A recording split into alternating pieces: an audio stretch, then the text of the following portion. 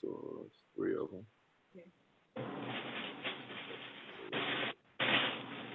A lot of times these can be.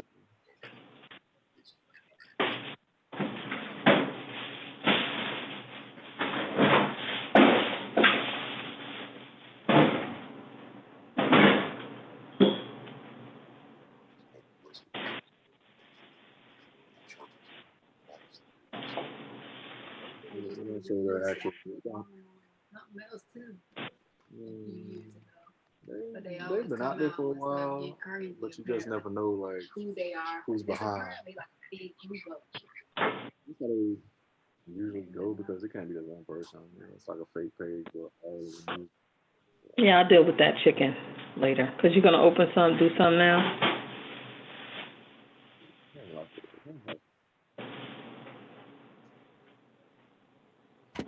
And we're live. Go for it. Last week you said this was your week. I'm not playing with you. Welcome to another edition of Soul Food Sundays. My name is Shaka. I'm with my esteemed guest or fellow host, Lisa B. Anthony Gill. Yep. Steph Lover. We can't hear you. Steph Lover, baby. All right. Let's go. Anyway, we have a lot to discuss. So let's get our appetizers out of the way, which is our winners and losers for the week. Who you got for your winners and losers, Steph? Well, I'd like to start with my loser off top. Muriel Bowser decided this week to reduce the speed limit in DC to 50 miles an hour. So just remember, next time you drive through the city, it's a fucking motorcade. Y'all just niggas got shit to do, man. An hour, they trying to get all that good speeding camera coin. I'm not here for it. I will be. What they lower to? Say it again. What they lower to? 20 miles an hour. That's all right. 20. All throughout the city. So she's a loser for that in the midst of everything else that's going on. I mean, like really, it's a blatant money grab. I think it's very opportunistic and shame on you, Muriel Bowser. I don't like that. My winner this week.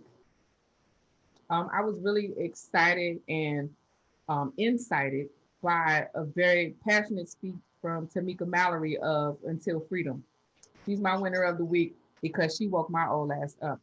When I tell you, hearing that lady's passion, just controlled, articulate, able to connect, very relatable, she's my winner and she's my shero. Girl crush. That was going to be my winner of the week. That's actually a good one. Yeah, she's phenomenal, and I'm interested in getting into more conversation about her as we get into our meet later. As we should. Lisa, who you got? All right, so my winners, and I'm just going to say this. Some of these corporations and universities have been stepping up. Now, I'm going to say why. Because there's one thing to issue a statement that says, hey, I don't know, we understand, guys. That's hard enough to do. But to pledge, for example, Target is one. I'll give Georgetown another shout out because they didn't just say something, they pledged resources. And for as many people who were upset that Target was being ravaged and whatnot, then I saw them say, don't even worry about that. Like, they wasn't like, they were like, we're going to play our employees who can't work in those locations. We're going to be on the ground to make sure that families in need of the supplies that our stores offered will still have access to those supplies during this time, and we will rebuild. So don't even worry about it. And I was like, you know what? Georgetown put out a statement too, and talked about some of the things that they have done and will continue to do. And I appreciated that. And their statement wasn't even just like it wasn't surface level. They wrote a whole we understand how this came to be. This isn't just happening because of one thing. This is systematic, and we have pledged, and have demonstrated our commitment to our students and to our community at large. And these are the things that we've done, and we will continue to do these things. And we understand that this is happening, and we understand why it's happening. Like, that is something that a lot of people, and they're not alone. So there are quite a few other places that have also released statements like that. And I think even one of the store owners, like, I know that there was a black man who had a store in the area that burned down, and he hadn't even gotten a chance to open it up yet, or had just opened. So I know there was an outpouring of support for him, but there was another business, a small business in the area that was also burned down, and the man was like, look, let it burn. And so I say that those are the winners. Yep. Now has a nice commercial floating around, speaking to that same subject matter. Mm-hmm. And our losers continue to be, to me, our administration, because and I'm sure there are worse losers, but that individual continues to sound the dog whistle, like, every time. Like, he doesn't give up an opportunity. That whole MAGA loves the Negroes thing, I couldn't believe I was hearing that out his mouth. And then to go on, with his Twitter and say those things about us versus very nice people, right. When he was talking about other people, and he makes real life distinctions between the people that he's talking about and the call to arms, right, that he makes. And he's so unapologetic about that shit. He's wide open with it. He don't care. When the looting starts, the shooting starts. Did you see? Says that. Consider for stepping up. And what you got? I didn't even have any winners and losers for today, but I'll pull some out my ass, I guess. But I got a winners, like, just the sound bites that I've kind of, just fed off of. I think two of them kind of really speak to, how we, what the situation is, and how we should really, act on them. I think the first one was, like, just a real small thing Cornel West said, and in an interview on CNN, I believe, it was like the system cannot reform itself. You know what I mean? And that speaks to the state that we're in, that the system is in. Is locked in, and with a leader like 45 and all his all his underlings, they're locking in the mechanism of oppression, and they're moving forward with that.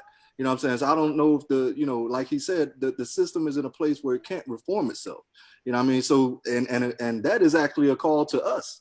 That's a call to the very thing that's happening on the streets.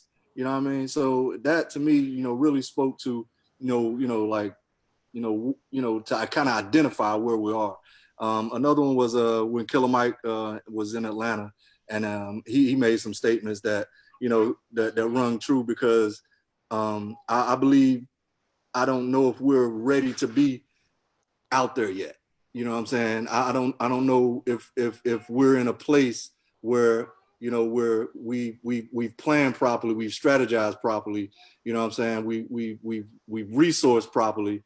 And that's what especially with so many agitators out there in our midst, creating a narrative that our initial efforts were for, you know what I mean? And so when we can't control that narrative, I think we have a responsibility to pull back and reorganize and try something different, where, so we can't be, circumvented, our efforts can't be circumvented in a way that, doesn't serve us and the protest. So big up to Killer Mike and Cornel West for kind of just throwing out, gems out there that I can attach myself to. And, losers are, just everything.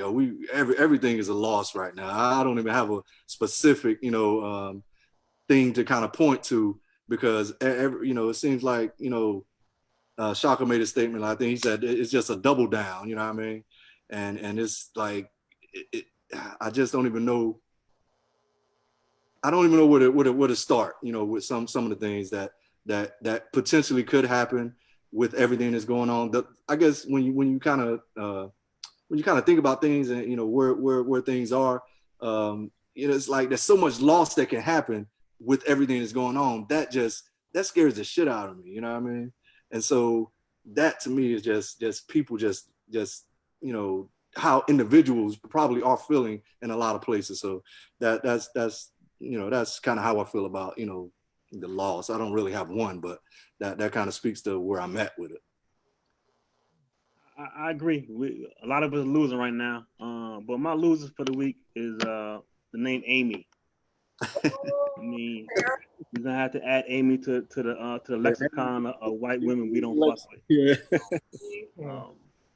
I mean, starting with Amy Cooper, of course, who tried to call the police on my man and accuse him of attacking her, which didn't go well for her. But also Amy Klobuchar. She had an interview with I mean, this is a particularly bad time for her. Everything going on in Minnesota, because she was one of the prosecutors that came up upon one of this guy's charges, one being a murder charge, one being just an assault charge. None of them sought prosecution. So she's under fire. And she gave an interview with Andrea Mitchell. It was kind of a fluff interview at first, so I was kind of upset. But she saved the best for the last. So towards the end of the interview, she asked her about those things, and she didn't have a very good answer. I mean, basically, you can cancel her for being vice president. That's pretty much what Andrea Mitchell asked her. Like, why should anybody would think, you know, twice about you as a option? So yeah, so add Amy to the list of Becky and Karen, Jennifer, all a name of white women that just we hate. As far as winners, I think the prospect of those who want revolution, whether you want it or not, it's happening. Whether it be voluntary or involuntary, there's a revolution happening amongst us. It's a matter of what side you're on, and how much energy you got to join this fight, because it's happening whether you join it or not, whether you agree with it or not. It's in our midst. So for all our ancestors that waited for this day for us for uprising, it's happening. Not sure what the outcome is going to be, but it's happening. Absolutely. Crazy time. Raise a glass. What y'all got today? Hey, what do I have? I got an empty cup. That's a problem. In event. So, I don't have anything. Entree? What we got for the entree? Stephanie, did you do yours? Hmm? Yeah, I did. Did Stephanie do your winners and losers? Went first, Grandma. Oh. Okay, so I would like to start our entrees by saying, on this day, 1921, May 31st, the Tulsa, Oklahoma massacre occurred. On this day, what do you imagine the energy is 99 years ago? The energy right now. Is that our ancestors? Absolutely. Right now is karmic. What? What was that? I was saying that the events that are happening now then are karmic. It's very, I'm into numerology. And a lot of black business burned this weekend. I didn't know that until you just told me. So, so how do y'all want to start? But I would like to say something just to build off of a conversation that I think Anthony started when he said he attributed the conversation to something Killer Mike said, and I would like to add on to that, is that what we're seeing right now, like back in the days, a lot of this was measured, it was intentional, it was scheduled, so to speak, and that was good, and it was also it opened up a bunch of vulnerabilities for us, because just as you plan for a date, then they can also plan for a date, right? And just as you plan and organize, they can, co-opt those plans and organizations so that they can be a part and get intel and then be subversive and plant some things in. So that is bad. But so that opens up that type of, pushback and activity. That opens it up to some vulnerabilities around security. However, they were trained.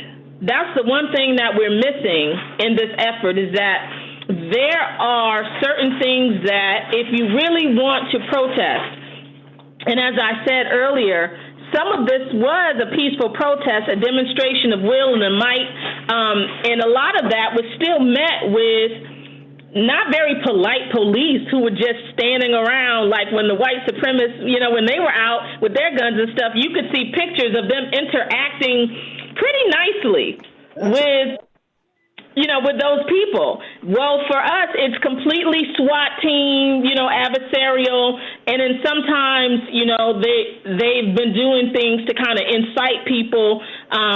Not saying that we don't want to incite ourselves. Some of that energy was high, so some of the stuff we did, we wanted to do. But I think that when you look at how they brought the young people out when they were doing their protests, and SNCC, and even with Martin Luther King Jr. and others, and even the Nation of Islam, they all trained, and the Black Panther Party especially, they all trained around what do you do when you go out there? How do you protect yourself? How do you protect others? How do you identify people who are a part of your movement? How do you neutralize people who are not a part of your movement? How do you get supplies? And when my daughter showed me these videos, because, as COVID was really catching, wrecking shop in China, that had happened in the middle of a Hong Kong protest, and it was about how Hong Kong's place in China, because it was kind of like its own little entity, but they were trying to keep them out of the larger realm. Right. Yeah, because they were, that's what I was, okay, so I was corrected. So basically they had autonomy, and China was trying to take that away from them. And so that's why Hong Kong had been fighting all of this time. But when I started looking at the videos she was showing me of the tactics that they used, they created supply chains. They were able to do so many things in opposition to very, very aggressive and violent police. Like that retaliation, but they know how to take the cones, for example, and put it over the tear gas, and they all run through, and they have spotters, so they have people playing different positions. When that comes, if you couldn't sling it back to them, you put the cone over it, and you put everybody douse some water into it, and you know what I mean? Like, that's the kind of stuff that we have to know. Those are the tools that if you're going to be out there for a movement, even if it's something that is peaceful or not, those are the things we have to know. And so we got to take some of those things that our ancestors did have in place and repurpose them for these times. We can do that.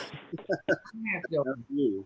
And I think one of the things that they said was like, be like water, and that was like a old Asian kind of adage or whatever.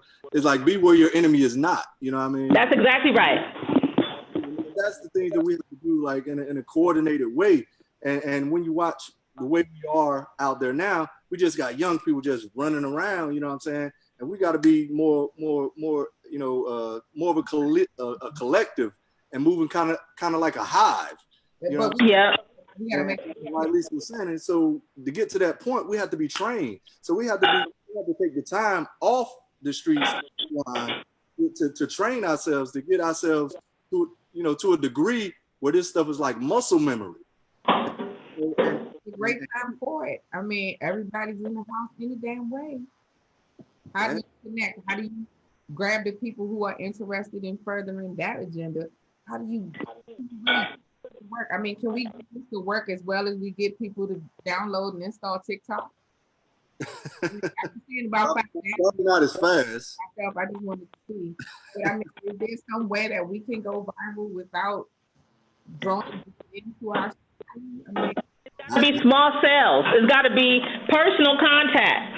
Each person has a small group of people that they train. It's never going to be an entire mass of people because, and so what happens is when it pops off, those cells of trained people go in, and they can kind of move the crowd in a way that's more purposeful. You know what I mean? It's like infusing, you know, the movement. You're still going to have your outliers, the people who, you know, want to do what they want to do, but you kind of come in and you sweep over them, and they fall in line because they don't have no direction. So if they see a uniform direction, then they will more likely fall in line with that. But it can't be I don't think a call, you know, because then you're going to get the people who want to learn the techniques for other reasons. Absolutely. And plus, we in a different century. So that top down leadership, it has to be like grassroots. We all move in concentric circles, and we form together like Voltron at the right time. But with that said, I don't necessarily see the value in being in the streets. We've done that. I'm not knocking anybody that's out there protesting or marching. Just for me, I think it's time for us to organize behind closed doors. Absolutely. We have to do it all. We can't afford to do one thing, though. I mean, that's why I posted. I said the other day, I said, your political people are probably listening right now. You know, and so now those people who don't want to go out into the streets because it's okay if you don't, then those are the people now that need to be putting forth those other strategies because, you know, several things can happen at once. And so you're right. I mean, so you're not going to go in the streets, but them kids and those young people wanted to be in the streets. So that's where they're going to be. And it's people who are going to sacrifice. I do fear that it's being manipulated. That's my point of saying that. In that we don't need, I mean, not just me as in black people, our people. This is their fight. White supremacy is a white man's burden. Even though we're the ones dying from it, they're slowly dying from it. And a lot of them are waking up. A lot of them realize that, you know what, I might not be black, but you know what, I can get choked out in the middle of the street by a cop, and nothing can happen. It very well can. It ain't just us. But like, you know, so I think that great awakening is happening, and I'm not saying we shouldn't be out there, but let them do that. Let them work that shit out. Because I mean, even the whole vandalism, they're doing it. Even the rioting, they're doing it. It's a white problem. Fix your shit while we fix ours. I agree. And I think something like to put something into context, you know, just because we're working against a system, and we're working against a system that, you know, that works against us, and ideals of individuals that work against us. There was to kind of put it into context, you know, like there was the document that the FBI put out years ago that that stated that white supremacists were trying to infiltrate police departments across the nation. And I see the head nods, so everybody familiar with it. And to me, it's like we have to jump to certain conclusions at the end of the day. We can't necessarily kind of unveil itself, because adults are what they are. You know what I'm saying? People, you know, police are getting shot. You know, I mean, not police are getting shot, but individuals are getting shot by police, you know, unarmed. And and that guy's face, I don't remember the cop's name that put his knee on the guy, George Floyd's neck. You know, just the look on his face was just so, just so content and matter of fact, and comfortable, like he's done it before, or he's not tripping. Right. Well, he did it before. I mean, his record said he did it before, so it's not like, you know, it's not a you know, an aberration. He was on brand. He was on brand. But I think another thing is we gotta. I was listening to and I almost had him. I didn't want to pick on your uncle, but I almost had him as a loser of the week because he was on there. He had an interview with Craig Melvin. Who's that? Craig Melvin is a MSNBC black MSNBC anchor, and it was just a soft interview. And you could tell after the interview how disappointed Craig Melvin was with his answer. And even Chuck Todd was like, basically said, you didn't really like the way he answered that question. Because basically asking them, what is his plan for this? Or how's he going to fix this? And he's still talking in platitudes. We got to talk and do better and bad apples type shit, not recognizing there's a systemic problem that needs to be addressed in law enforcement. Who did the interview? Craig Melvin. No, but who was the interview? Joe Biden. And it was just so woefully insufficient where you know where and I listened to Cuomo today too. Cuomo was looking real good when he talking about when COVID was the enemy. Right. When white cops become the enemy, Cuomo becomes a real bitch. He struggles to find the words to talk to the issue. So the same thing. Training, this and that. None of them want to talk about the FOP and the inordinate amount of power and disdain that the FOP has for our community. Absolutely. And they really are enemies. They hate us. I mean, if you listen to this, and it doesn't matter whether it's the New York unions, down south, St. Louis, right. Minnesota, they all sound the same. They all had the same disdain for us. They all speak with the same just harsh tone, authoritarian. So absolutely. I don't think that they're prepared to even discuss that as even a problem when that is the problem. Right. I agree. Because there's a lot of decent police chiefs around the country. That's one of the remedies that have been enacted. They have police chiefs that are humane, or at least halfway decent human beings. Right. But they have no power because the unions never met a police killing of a black man that they did not agree with. Correct. Right. But I remember you said a long time ago that if they had to pay, like if there was a police shooting and they had to pay that money, that they wouldn't be acting like that. And I would love to see how we can operationalize that. Like doctors have malpractice insurance, right? Yep. Like there are people, lawyers, they have a certain insurance that they have to have, right? Yep. Yeah. So then why couldn't we require that of them? I mean, there needs to be a blitzkrieg against the unions. They need to take them to court. I mean, it's going to be kind of hard now with Trump stacking the courts, but they need to from ballot initiatives to congressional laws where they're really targeted, where they are like cities should be suing them for because I mean the amount of money that city budgets go towards the police is ridiculous. Crazy. They're the single. I mean, almost more than the best budget. The way the kind of money they siphon from communities.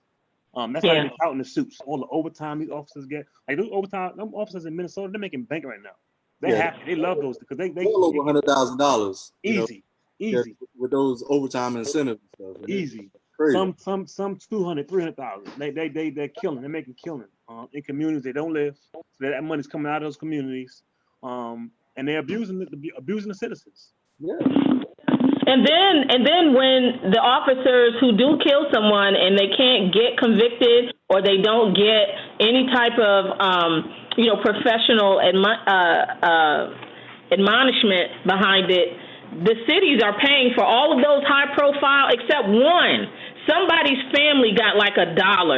Like I can't remember who that was, but it was someone recently. I remember. Their family was awarded like $1 from the city, but everybody else is getting millions of dollars. So the taxpayers are always paying for, these behaviors for these officers who are so afraid to be at their jobs. I mean, I would too, which is why I'm not an officer, right? So then do something else. If you're, Absolutely. Yeah, Steph. Still on the entree, I mean, there's just so much that, I mean, even deciding what to post personally, we all have personal lives outside of our professional affiliations, and being able to, like what is the latitude? What can I say and what can I not say? And it really kind of put me at odds because, my spirit tells me I got to get active, but it's still thinking through maybe a younger vision of myself in my head. But I realize, I'm a middle-aged mom of five, and there's a whole ecosystem of what I call my family that kind of centers around my visibility and participation every day. So my heart tells me, well, I got to reach out to the smart people around me and find out, how can I get involved? So I even talked to you guys the other day, like where do you put your energy to make the best impact? So I looked into some local groups. I looked into, and I'll just put it out here. I'm not endorsing anything one way or the next, but I looked into the DC DMV chapter of Black Lives Matter to figure out, like at least get on the mailing list and find out what's going on. I followed them on Twitter and Facebook and Instagram and all that stuff. And then another group I mentioned earlier, headed by Tamika Mallory and another gentleman out of New York named My Son, is called Until Freedom. At least let me figure if putting my dollars and the dollars of my network behind what they're doing, if that's going to help to fortify our presence in the fight. I can't jump out there. I'm not throwing no tear gas bombs and shit. I'm not doing nothing crazy and radical. I don't think jail life is gonna work on my bones the way I feel in the morning. But I do feel like I want to be involved, and I didn't want to go silent on it because again, I'm not like a huge, I want to share all my feelings on Facebook and Instagram, but I do feel that my silence or even my non-activity is telling certain people where I stand or where I don't. And I'm proud to say that I stand for what's right. And it's unfortunate that most often, we're what's right, but we're just getting shut out in the game that's already been cast against us. So it's disheartening, but that doesn't stop the desire to want to overcome. So playing my position, who I am, and being able to lend whatever talents I have to this, and also making my voice heard to people that are younger than me, whatever that might be. I ain't gonna tell y'all all my business, but just being able to say, I support you in whatever way that is. If that means I'm hooking up something to my car so I can be a Wi-Fi spot somewhere, maybe that's what we do, or making little banks of power available when people are going to be on the street overnight and beyond, and making sure that they're comfortable to some degree.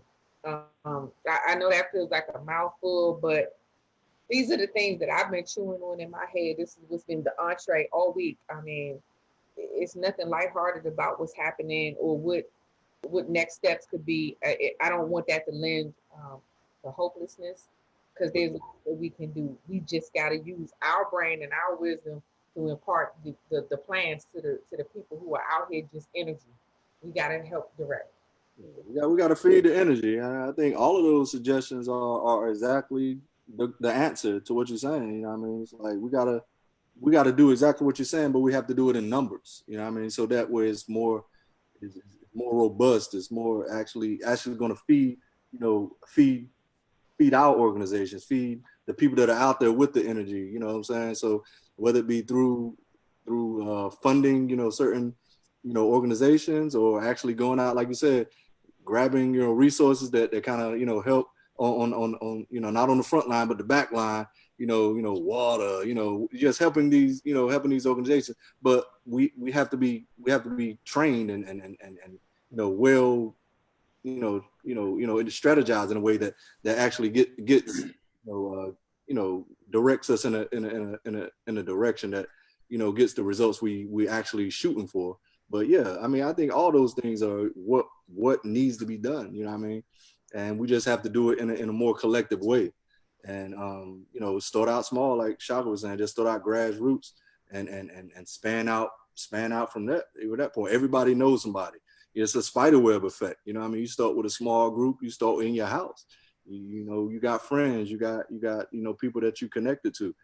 Put that, plant that seed in them, and they'll plant that seed in somebody else, and we'll grow in that way. And then we can fund, a Tamika Mallory or Until Freedom or whomever the case may be that we deem, Qualified. have that qualified to get that kind of support. So yeah, I think you're on the right path. Period. I agree. And we gotta have long and short term goals. Like, we got to see who our representatives are, where they stand on these issues. Like, we as a people, people talk about a black agenda. There's no more of important than black agenda than just police reform. I think if we want to have a settle on an agenda, we want to be a one issue voter, because that's what a lot of people are. Well, that's what motivates a lot of people. It's one single issue. The issue should be police reform, and it's definitely a black agenda. Without even stating it, disproportionately, our lives would be saved or made much easier if we resolved the abuse of power in this country. Absolutely.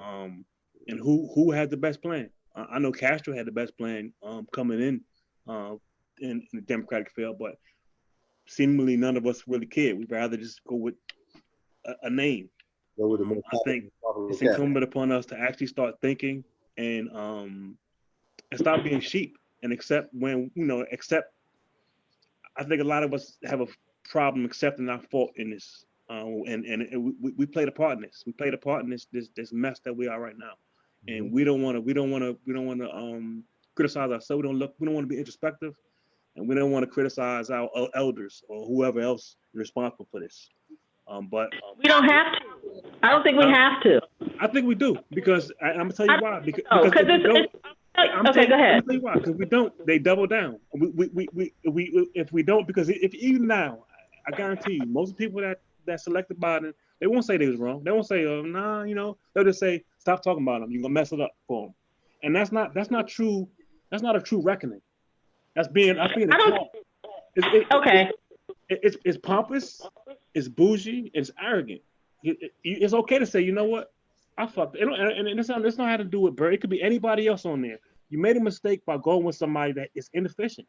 He's proven it time and time again that he's not the man for this moment. So here's why I say we don't need to. I mean, it's not that we can't acknowledge it, right? But I don't think we have to, twist their arm and make them admit that they were wrong. I'll tell you why. Because A, they probably won't, right? So they were introduced to a brand of politics that exists like this.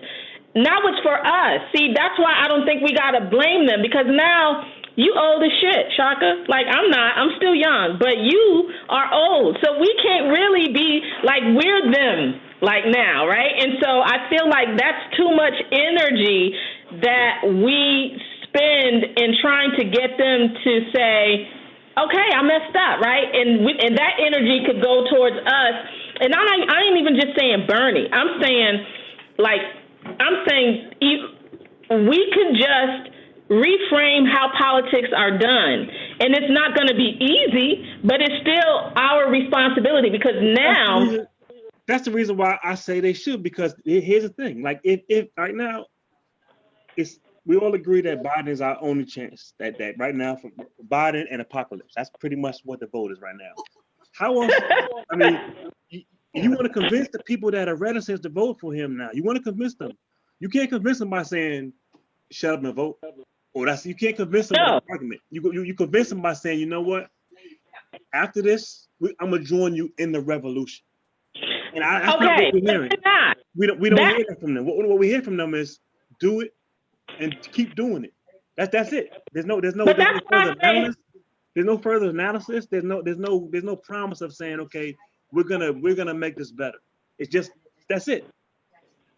So here's why I say they don't need to say they're going to join the revolution. We just need to be the revolution. And here's why. Because we keep coming in after decisions are really already made. Like, we're coming into a system that exists, and the system that they're already a part of is a system that they've already agreed to. So it's a system of, I might stand down on this because I know when it's my turn, y'all gonna, raise up for me. And that's tit for tat, like you scratch my back, I scratch your back system that's been set up. Okay, you do your time, and when you're ready, we're going to put you in this position. Well, that don't work for us no more. Or if you mad, we're going to give you a bunch of money and tell you to shut up, right? Like that has worked for them. That doesn't work for us. But we can't then come in at the end of the game and be like mad about the plays. We got to be in on the play. So now is the time that we're preparing for the next 4 years. And that's our responsibility to do that. They're not going to do it. But with that, I think we need to take a page out of the Tea Party book. What they did was they went to their right. They went and we on the outside was like, I remember when Eric Cantor lost his seat to a Tea Party dude. I was like, oh, that's great. They about to do it, but they didn't. They kept winning. You know why? Because that party understood that, look, in order for us to stay in power, we got to empower the crazies. Yeah. Now, that was a sacrifice, and then they took the power back. Now, on the other hand, there's another party that's unwilling to make that sacrifice, and that's why they keep losing. And going back, I mean, this goes back to Jimmy Carter. I mean, there's a great divide in the party where there's a progressive leaning side that really wants to make change and look out for the interests of the people, and then there's another side that wants to play both sides. They want to pad their pockets. They want to take care of the corporations, and basically go with the whole neoliberal order. So at some point, something has to give. I agree. I agree, and this just goes back to the idea that the system can't reform itself, and there has to be some fringe ideals that force themselves. The system can break the shit down. It can't fix itself. Only the people that made it can fix it. That's the irony, or the it's not lost on me. You know, there's no way any of us could dismantle racism. Only the people, the constructors, can do it. Can't do it. We don't have the key. We don't even have the tools or the fucking patience at this point. We have the tools. We have the tools. The system is actually supposed to work, but it wasn't supposed to work for us. Yeah. And so when we were allowed to become a part of the system, they allowed us to become just a certain level of it, right? So they said, okay, Fannie Lou Hamer, I'm going to say it again. I know I've mentioned her before, but she came in, was very vocal at some of the very instrumental conventions that were happening at the local level going up, because that's how it works, the local level on up. We have to be as present there. I mean, if your role is going to be politics, because other people can play other roles, this ain't the only role that we could play. But in terms of reforming how politics play, is we actually have the tools, because the system was set up to be for the people. But we were denied the opportunity to become a part of the entire system. And that's where you know the difference between maybe the more liberal people and then the more uber conservative people, is that some of the conservative people tend to say, this is all because of something that, we don't really want you here. And so we're going to be very clear about and very concise about the role that you play here. And it's that limited. So you still find us having to talk about systematic racism and talking about our humanity, but then you don't have that same fight with the liberal group, right? Because they're not going to argue with you about your humanity. However, when it comes to access to power, that's when they be like, hold on. And that's when you see who you're up against at the end. But I think that ultimately the vehicle itself can work, but it doesn't, because the way that it's working for certain people, we've allowed to become the system itself. And that's not really what the political system is supposed to be. Yeah, I think it's like what you're saying, it's the difference between who's driving and who's allowed to drive. Right. Yeah.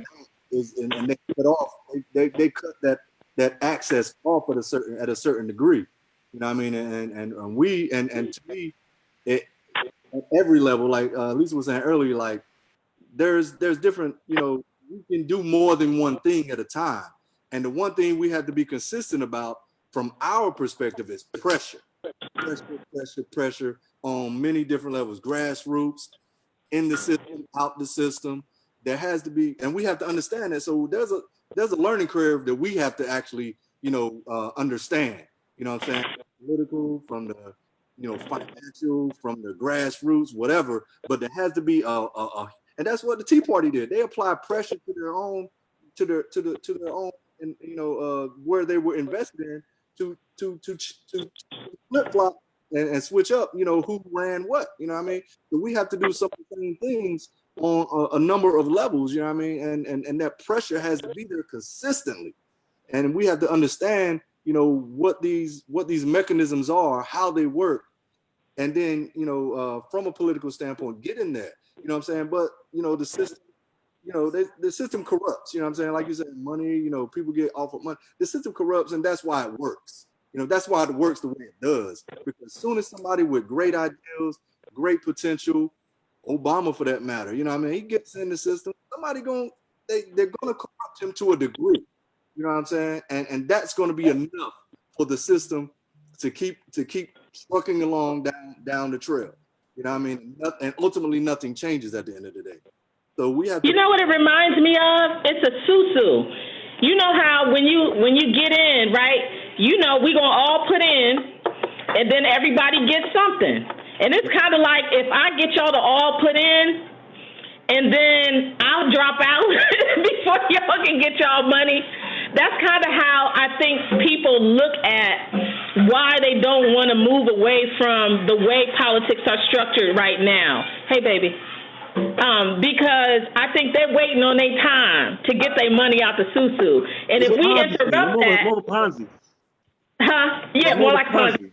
I mean, absolutely. Absolutely. Put downline together first. I think they get sold a bill of goods that they're going to get something out of it at the end of the day. Exactly. And they are. And I think that's why we need an upheaval of the CBC. We need a brand new CBC. Almost all of them can go. Oh. I mean, like James Clyburn, what is he there for? He's there for himself. He's there because he's been there for a long time, right. And he has a leadership position. And he don't want to let it go. So he's a company man. He ain't gonna do what's best for the community. I mean, he ain't nothing but a black Mitch McConnell. If you look at his district, is about as poor as Michigan State. Yeah. What is he doing for them? He ain't doing nothing. He got his power. He's his own man. I mean, he's a company guy. So I think a lot of them, as much as we love what's my man's name? That got hit in the head on the bridge. He can I'm go. not saying it. I say it. He Do that not. He needs to go. Huh? Lewis, John Lewis. Oh yeah. He can get the fuck out of there, man. I mean, Bobby Rush, out of there. Get him out of. What's he doing? Nothing. They occupy space. Yeah. A bunch of old black men that act like old white men. They give you lip service and all that. But look at how they're voting. Look at where they stand. Look at how they stand on when the issue of Palestine comes up. Like as black people, like we should more than anybody else should understand the plight of the Palestinians, because they live in occupied territory just like we do. Those cops that are in Minnesota, in LA, in Brooklyn, they're all occupying forces. Matter of fact, they go to Israel to train on how to occupy these lands, these foreign lands, and dominate these foreign people. So if we have Congressional Black Caucus members supporting that, they're not our allies. They're really not. It's just it's lip service, and it's incumbent upon us to actually start taking action. And that's the kind of action that we need to be directing the younger people. Look at how these people vote. Look at what their priorities are. Right. I mean, and I agree. I don't know what else, I agree because it speaks to two things. That first of all, there needs to be some Senate reform as far as the age that a motherfucker can be in office, or the amount of terms. I'm sorry, and probably age as well. You know what I mean? It's like they just can't sit in these seats forever. You know what I mean? And you got to look at how long they've been in there, where to the point where they've honestly just become just part of it. Yeah, just part of it, and they just go with how the system is actually moving, and that don't necessarily work for the people at the bottom strungs of communities and from a national standpoint. So that's why it's a joke. And that's why, we never get anybody with any fresh ideas for the presidency. This is why, although, we claim number one country in the world and all that, our actions and our output and our outcomes don't reflect it in any way. And it's unfortunate because the people that are up there, they're just there for a money grab just to hold a spot. It sucks. and even if Some of them are trying, but I think that's the other side of politics that I feel like, and I know we argue about this all the time, Shaka. Like, I wish that Obama was going to be president after Trump. I don't know. I take that back. I think I kind of wish he would, because this presidency has blurred the lines. You know what I mean? And this the Obama administration, partly because of age, they're a little bit respectability politicky. I get that. Like, nobody's perfect. But I think that they tried to blur the lines as much as they could. But I think that under this administration, they tore them damn lines down. All that pomp and circumstance, all that stuff, because it was tradition or things that had to actually happen. I think whereas he told the line, Trump ignored the line. And I would love to see someone come in, a real progressive, come in now. And it don't even have to be Obama. I just would want it to be a black man or a black woman. But I'm okay with anybody who is super progressive who can come in. But they can't make it without us. And that's the reason why I think people are a little reluctant to say and just throw these older people to the wind, right? Is because a lot of their work depends on seniority. And that, hey, cutie pie. And so seniority is what gets you to be able to be the head of this subcommittee, or, that like power to do those things and make those decisions. And so when we cut them off, like, what is it, Maxine Waters is the head of the finance committee. So whenever, so as things get pushed to her, she gets to make some very strong decisions about what even comes to the table.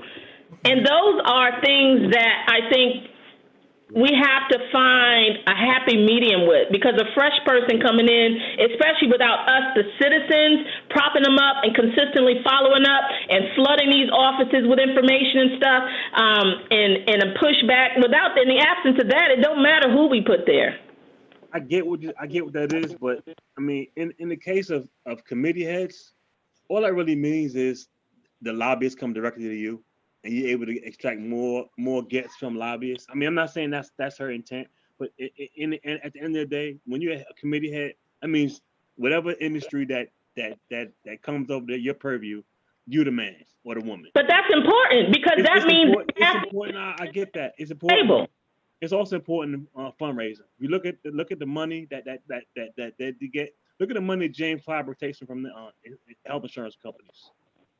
It's directly related to his position in Congress and his position he's going to take on those hard bills, and you can't separate that. I mean, no, I agree.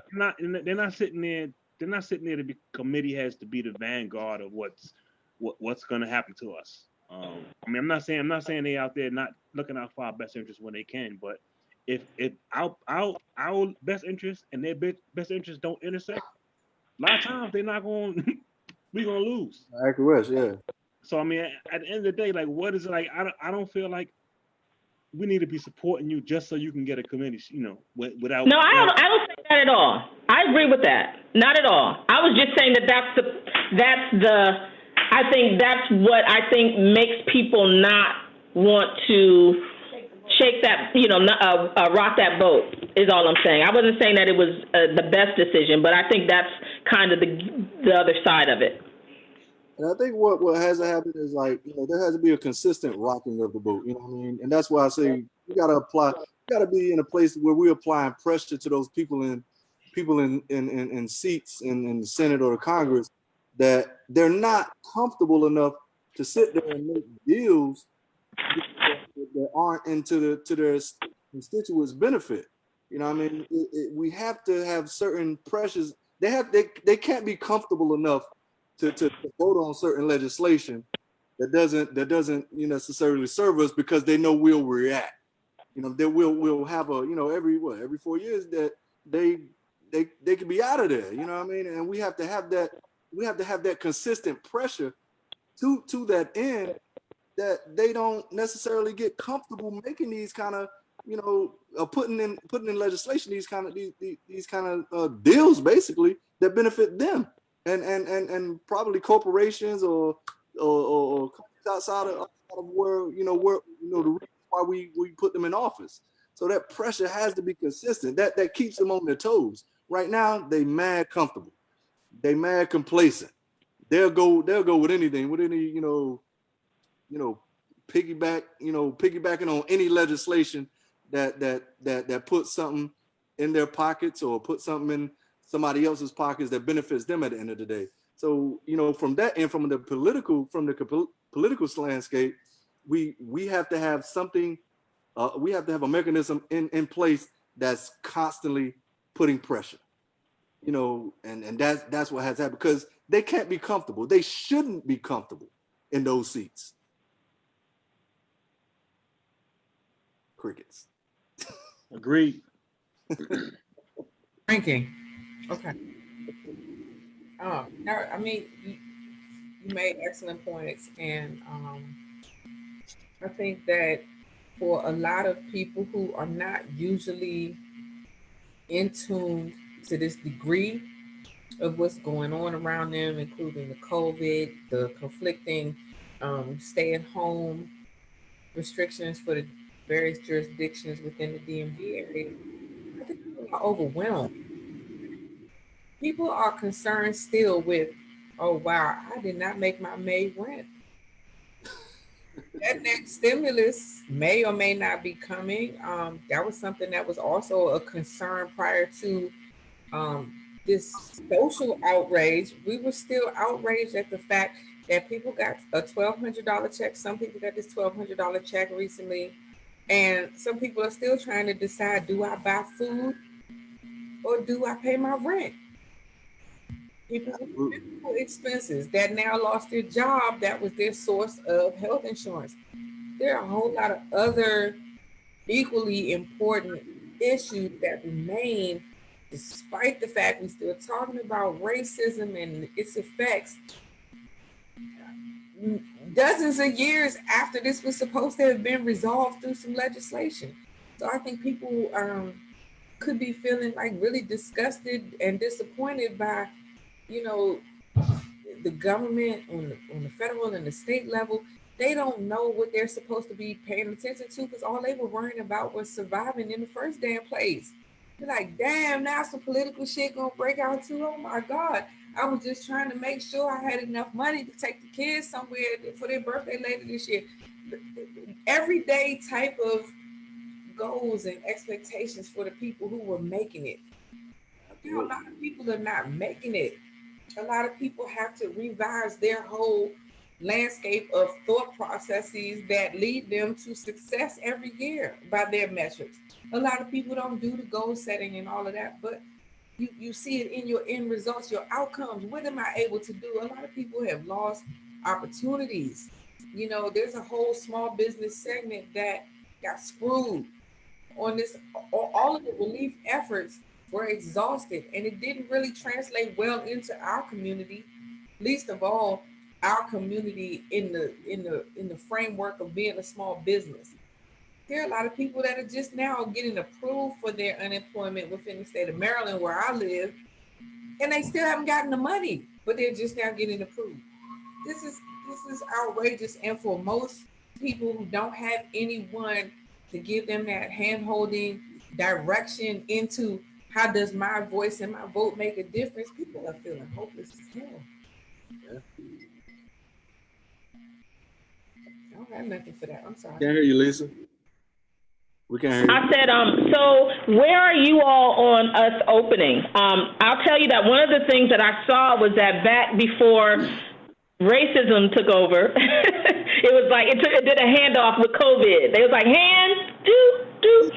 So they passed the baton. But before that, they were talking. I saw that lots of states had these Facebook pages like reopen whatever state. And I started to look, I looked at a couple of states, and it was very interesting that for some of those Midwestern states, it was other people who were admins and who had started that from, who had started those groups on behalf of other states that weren't even from that state. And if you go into the state and you see how they just incited all of these people, and then you'd hear all of these people start to say these horrible things about, you know, feeling enslaved and feeling like their rights were taken. And it was just like how, but you see it quietly happening, and you don't really realize that somebody has issued an edict to go out and start this so that the people themselves fight their government. And that takes the emphasis off of the administration in terms of what they're doing to support people. So one of the things that I was thinking about is I started to see that now people are talking about their plan for opening. And I've seen schools have these like crazy weird desks set up where you have all this plexiglass around the desk. And then you see the restaurants that are opening outside first, and then those that have the inside, you see they got all these areas taped off. Where are you all with that? Do you want to start? Do you want to reopen with that? I don't mind reopening. I just have a different perspective with all that, and I think what a lot of it is really top heavy, and quote unquote elite, really battling. You know what I'm saying, with amongst each other. I mean, because pharmaceutical industries, I'm sure there's a push for all this lockdown, wait till vaccinations come out, keep people in the house, blah blah blah. And then you got other corporations that are customer facing, where they depend on that customer interaction. They depend on people coming in their store. So there's a top heavy conflict, I think. And then just individuals as a whole, they don't want to be told what to do. This is a country predominantly, the predominantly population is white folk. You know what I mean? And they don't want to be told what to do at the end of the day. And they'll really press on their constitutional rights to do what they want to do. Their pursuit of happiness, to do as they, they'll really lean on their constitutional rights and their Bill of Rights to do exactly what they want to do. So I'm not mad with that, especially with some of the things that are coming down, with are masks really effective? You know what I mean? What are the masks really doing? You know what I mean? So that's just me. You know what I mean? So I'm for opening things, because even like countries like Norway or something like that, where they didn't necessarily lock down everything, and even this country, when Spanish flu was popping, people still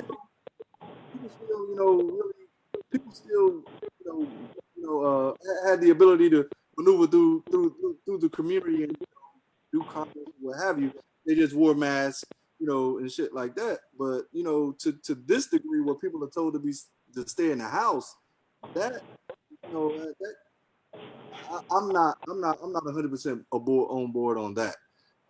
So I'm cool with shit open. You know what I'm saying? But people, I think washing your hands and being more hygienically conscious is more effective than people going in the house and wearing masks. That's just me. So that's where I'm at with it. I guess I feel similar. Like, open it up. I don't know. I ain't a scientist. And a lot of that shit, like the science behind it, I even the scientists, from what I see, don't really know. Right. It's some new shit. They had it closed down for long enough. The experts saying open it up. We'll see what happens. If more people die, I don't know what to say. We in a crazy time right now. I agree. Racism ain't taking a day off. So my bigger issue is racism. So like the plague, the epidemic of white supremacy is killing more people than COVID ever has. And it stays awake. It don't take no day off. So we just hit 100,000 this week. I just wanted to mention that. Say what? We just hit 100,000 this week with COVID infections. So. His racism. Hold my beer. Watch me get busy. So it is what it is. Yeah. Now, is that COVID infected, or is that COVID infected in the sense that doctors are, Deaths. right, COVID deaths in the sense that the death certificate says COVID, but doctors are being pressured to put COVID. Indicate, yes, because Okay, it fits the narrative. all right, bet. Yeah, I just said allegedly. Right, okay. The carry out, but yeah. Can't hear you, Lise. We can't act like it's not, though. Like, we know that some are, but we don't know to what degree, right? So I would be hard-pressed to believe that you have 50% of the doctors who are doing that, labeling it that. You know what I mean? Like, I would be hard to believe. But even if you wanted to say 25%, and let's say it's only 75,000 deaths, right? That's a lot of people. That's a lot of people, especially if we're overrepresented in that number.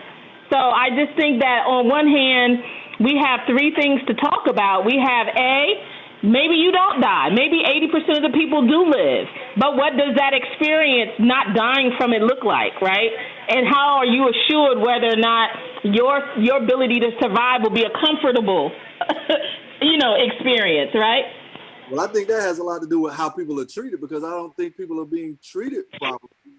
I agree with that too, and that's why you gotta try to not be sick, right? So if you're predisposed to certain things, try not to fucking get sick, because it may not work for you.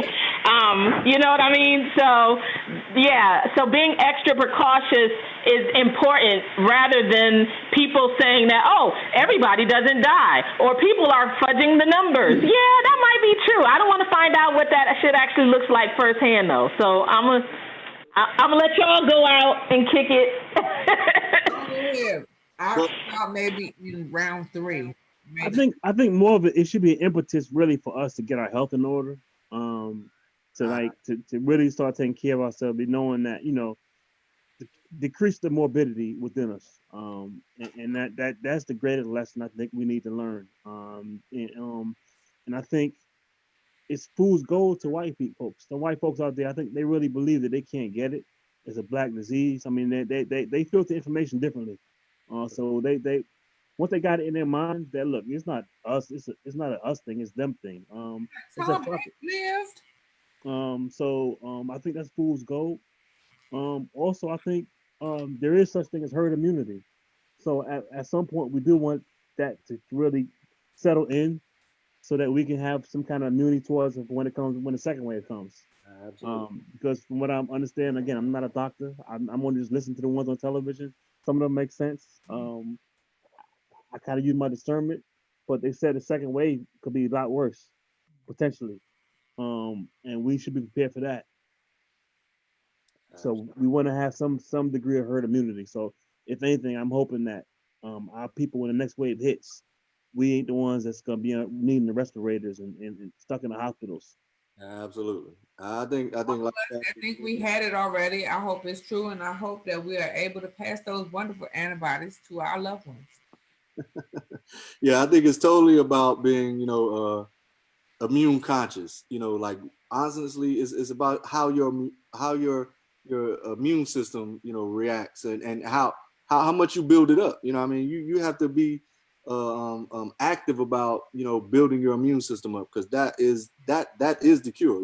That is how your body reacts to any type of invaders is what the issue really is. So that's my opinion.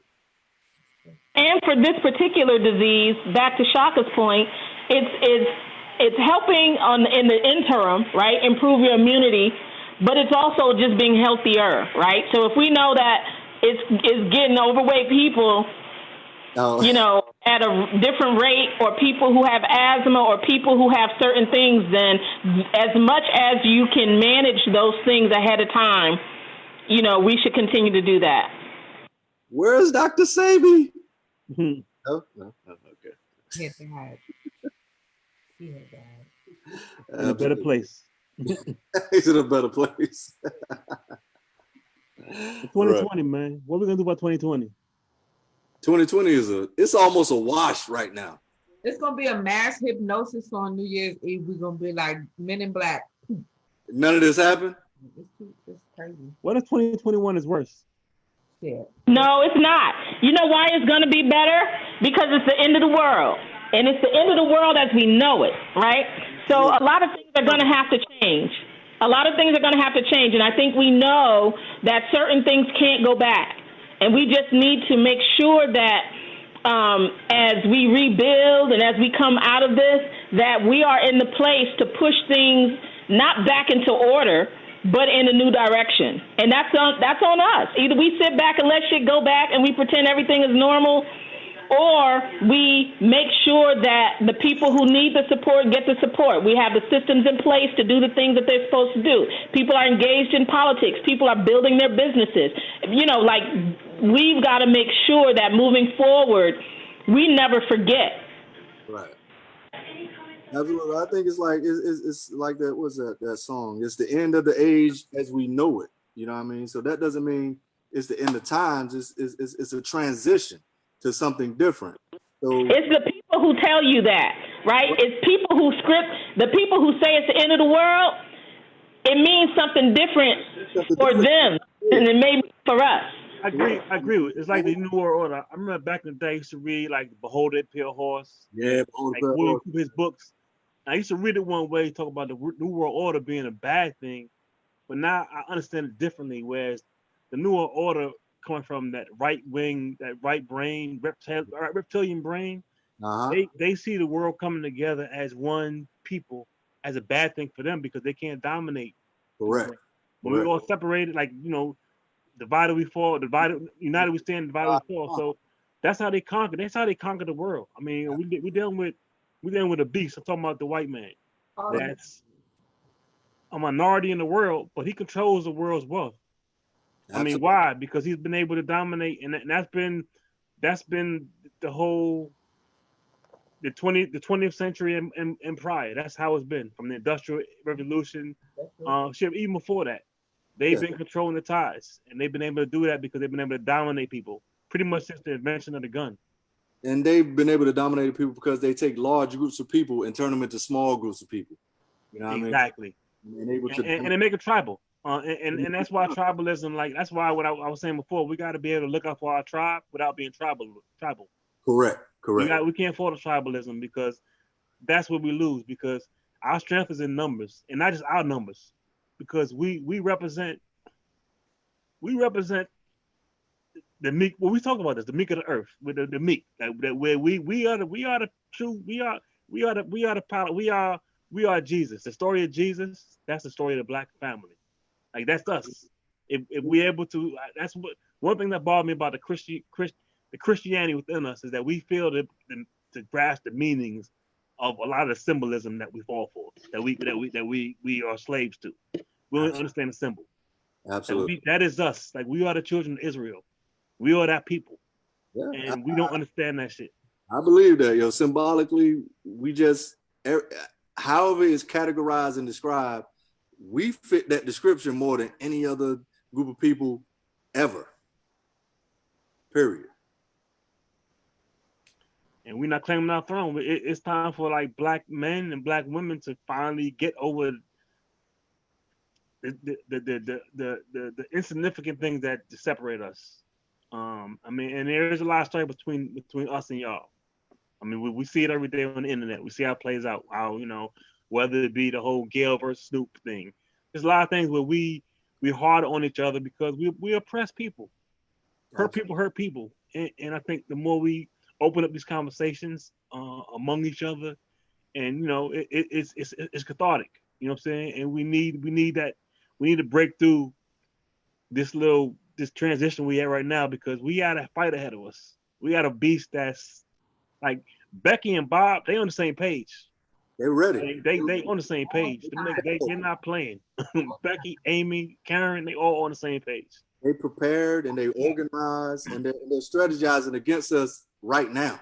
That's what they're taught. Yeah, they're taught that. Absolutely. We teach inclusion. They do not teach inclusion all the time. We're always more inclusive in what we teach our kids, and I say that because it's in our nature. It's in our nature to take care of those who can't take care of themselves. And that's a good thing. There's nothing wrong with that. That's empathy. I mean, I don't think we want to lose our empathy. We want to remain empathetic, because, I mean, through empathy, you even understand your enemies, because they don't understand us. They think they know a lot about us. They know about they're diabolical, so they don't have, they ain't got no cut cards. About us. They know very little about us. They know very little about us. I mean, but they only know the important things for them, which is how to manipulate us enough to get what they want. But that's why in 2020 they still learn the shit that we don't like, and we have to know them as a mechanism for survival. Mm-hmm. Absolutely. You got to be aware of your captors' likes and dislikes to not fall so often on the wrong side of their aisle. And they don't know that they on the menu too sometimes. Like, see, they think like a lot of them think that they at the table. They on the menu too. Oh, absolutely. And that's why part of what you see outside, like these marches, we see that swell white people. A lot of them, they're out there because they know that they next. Yeah. Like we let like if you got Latinos and the babies in cages, y'all don't think they gonna have the same thing for niggas? Like that was my thing with black people. They like, well, that's them. They ain't gonna do with us. They don't speak on our English. Like, hold on, man. Like it ain't got nothing to do with your issues, man. That is your issue. Like, if somebody's babies like being separated, there's people that's never gonna see their kids again ever.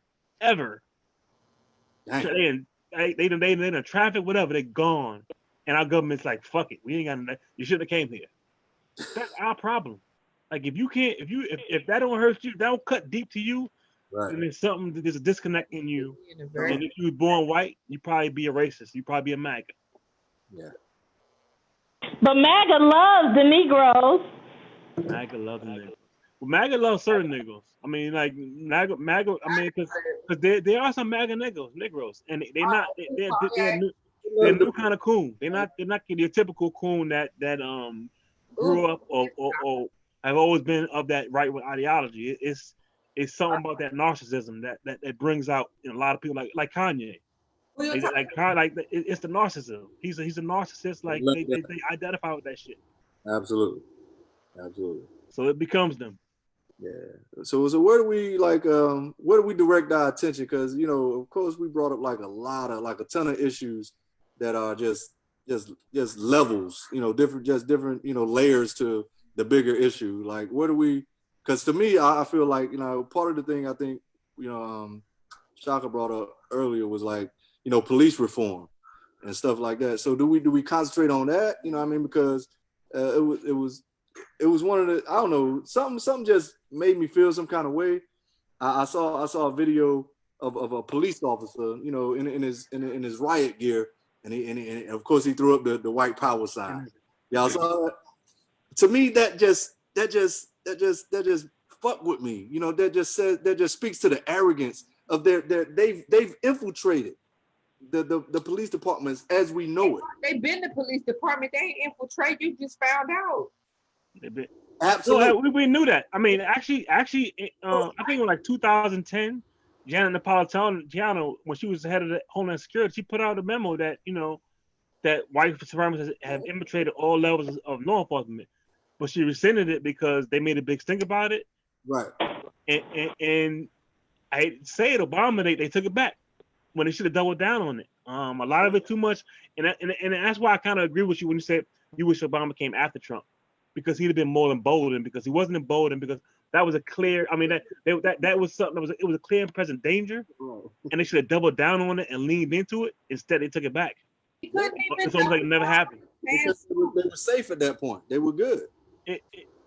Yeah. Basically, he ripped the cover up and said, you know what? Never mind. We ain't. Never mind. Stay. And that's one of the things that has to be a stickler. Like, if you have any white supremacist leanings or associations, you can no longer be a cop. That should be just cut and dry.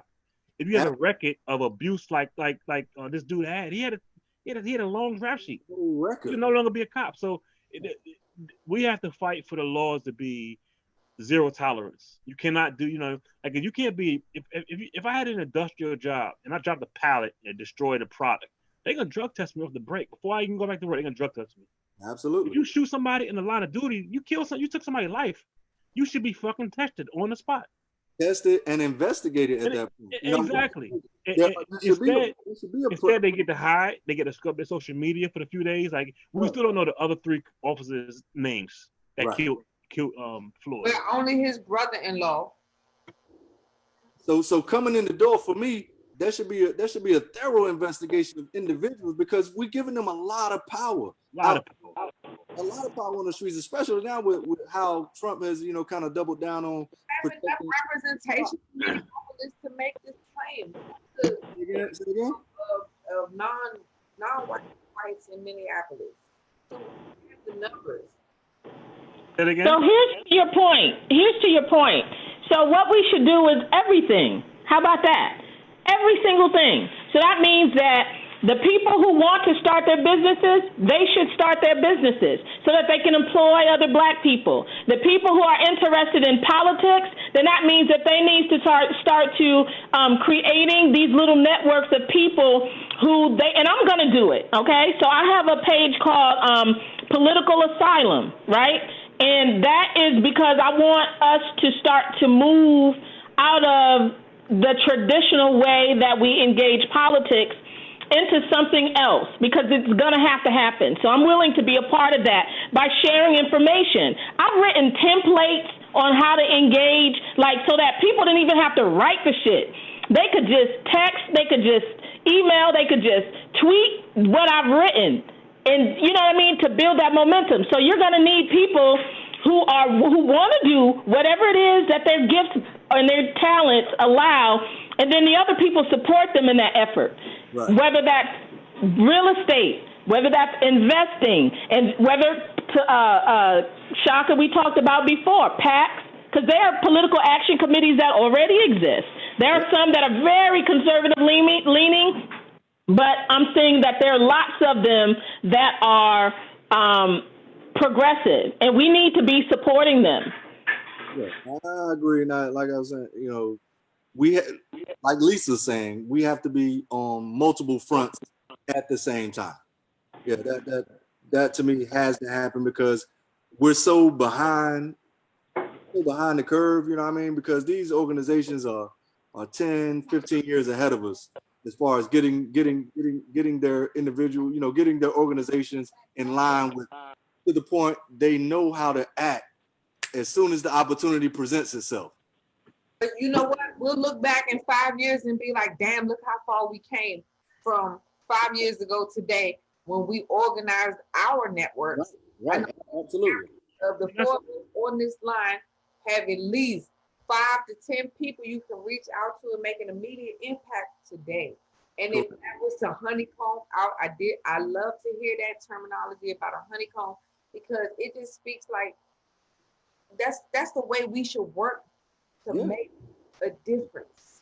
Absolutely. And speaking of what you were saying about Tamika Mallory, someone needs to draft her for Congress. I mean, she needs to be like, and that's part of the reason why I was saying start a super PAC.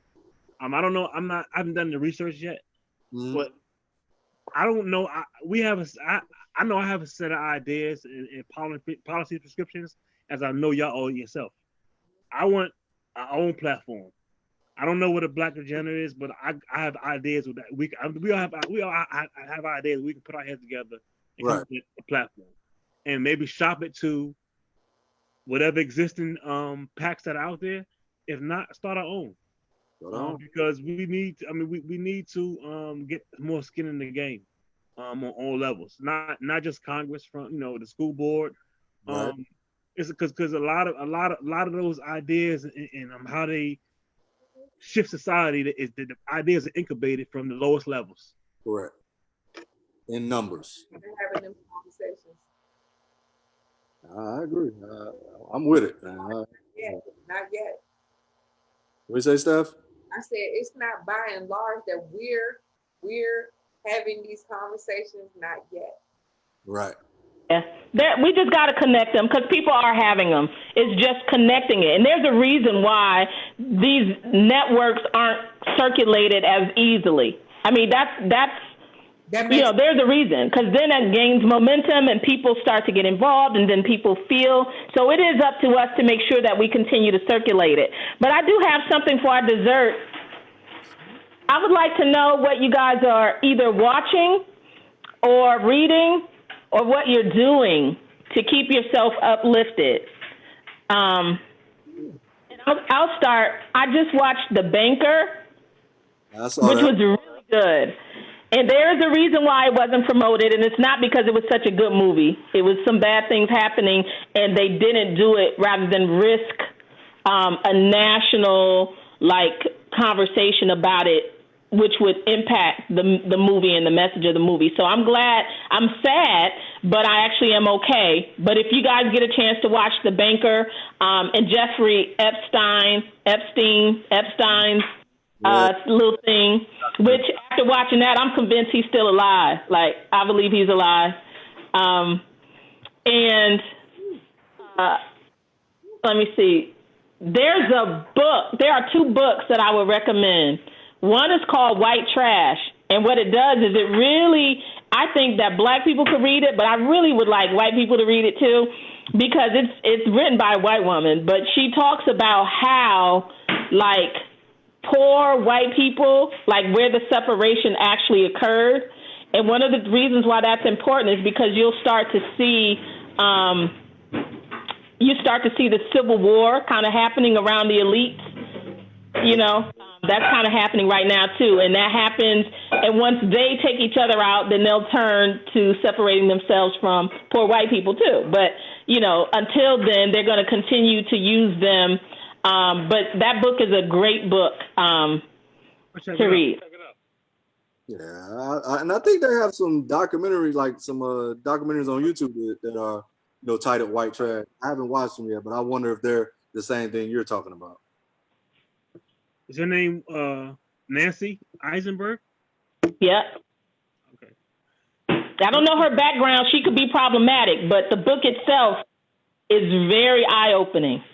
And exercising, eating right. Let me just add that. That's also what I'm doing so that I can live, because I'm about to be fine when outside open up. I've been getting my walking. I do 10 miles a day at least of walking, and a little bit of running. But also what I've been watching in Mrs. America. You heard of it? It's about Phyllis Schlafly, the women's movement, and how they cover Shirley Chisholm, a lot of women from that era, the women's movement, and it kind of shows how white women betrayed not just the women, Black women in the movement, but they betrayed other white women just to be another vehicle for white supremacy. It's pretty interesting. So that's why one of the things that I won't say it's uplifting, but give you some insight on your enemy. So absolutely. You got Steph? Okay, well, for me, staying uplifted has really incorporated more inclusion of my children. I have elementary school age kids at home, and being able to connect more with what they're doing versus, things focused and centered around my business, even though that is the way I provide for my family. But I realized that there was some elements that had been lacking and missing. So now I'm able to kind of bring them in. And even as far as having them observe and be aware of some of the conversations I have as being a person self-employed, I think that this has been very instrumental for us. We would have never voluntarily made these type of changes to our schedules and our time together if it weren't for the state saying, hey, stay your ass in the house. So that's made me question myself a lot. And I feel that some of the answers that I've been coming up with are, just really more self-reflective than I planned to be this year. I really was on some more material shallow shit. And I feel like I'm better equipped in my position as an elder to them. So yeah, no, that was long-winded. I'm sorry. Go ahead. Whoever's next, I'm sorry. Yeah, I don't know if there's anything specific that I've been checking out or listening to. A bunch of YouTube, posts and some of the stuff they're dealing with, Bill Gates and just trying to get a history on the players that are just in this moment, in this time that we have, who are they? What motivates people to be where they are now and to be pushing the things that they're pushing now. What motivates that? So you want to know who your enemy is, like Chavez said, you know what I mean? I went back and started reading Noam Chomsky's book, Making of Future Occupations and Interventions, Empires, and Resistance. And it just kind of just really kind of surely kind of envelops, those in power, how they go about grabbing power and how we, have a part to play in that, either in our demise or our, move to power and coming out of that, coming out of that oppression. So it's so much information, and this is one of the things that really gives me hope, that there's so much information out there, you know what I'm saying, especially this time with so much innovation and stuff, that we have everything we need to succeed. You know what I mean? And it's just our ability to use it. You know what I'm saying? What do we, do we have the wisdom? Have we been taught, from our elders how to use this information to our best ability? So, I try to grab everything I can and try to just digest it the best way I can. And just hopefully it offers something to that other people can use, or that we can collectively, come together and help move like a hive that we should be, for especially against what we're up against right now, because they're definitely moving, as a hive, collectively moving and responding to things that, look to them as opportunities, to our demise. So, anything I can grab, of course, you want to make sure you kind of identify, people, people's ideas that don't serve you, that come off like they serve, are to your benefit, but are not. So, we have so far to go in getting to a place where things are just automatic and muscle memory. You know what I mean?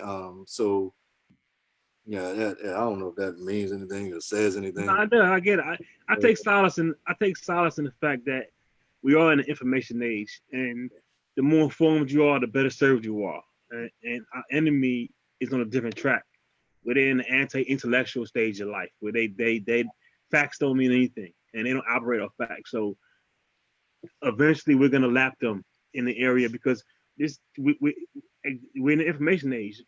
Those who lack real information, they're not gonna be able to thrive. I mean, right now they're thriving off of propaganda and misinformation, but it's only so far that's gonna take it. Absolutely. You can't win a race. We can't win a race based on faulty information.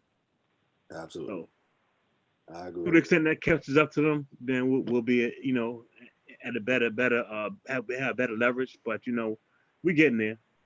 Yeah, I agree. Ladies. So with that, I guess we'll wrap up another edition of Soul Food Sundays. All right, sounds good. Any words for the week? Any words to live by this week? Did anybody want to touch on any of the COVID response? I know we have been really COVID heavy the last few weeks. I don't want to just drop anybody. This so short, because we had to pivot and include our direct, cause that we need to discuss. But anybody want to touch on any of the COVID related incidents? Anything? I thought we did. A little bit. Okay. Well, I guess we did. It'll be here next week. Pretty sure. Basically. Sounds great.